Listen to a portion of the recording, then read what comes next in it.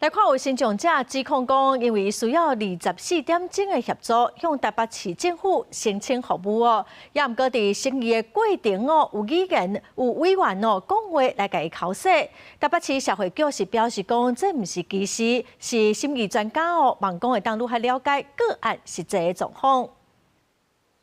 轮椅代步的老先生是重度身心障碍者，多年来日常生活靠外籍看护协助，为了降低经济负担，决定停止请看护，改用台北市助理生活支持服务。不过，伊出面控诉申请过程真困难。政策很丰满，使用很无感，使用很无感。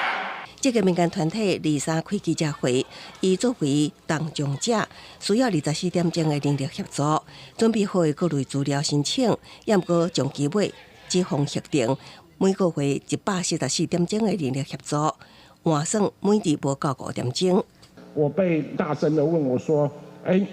你晚上需要翻身，为什么你老婆不帮你翻身？夫妻有照顾的义务，你不应该要求我们要提供你夜间的服务。”那指控申诉阶段受到审议委员的侮辱，老先生更较积极，社会局将夜间照护排除伫服务项目。所有的协助的细节都要被项目化，然后这件事情对我们个人助理来说，其实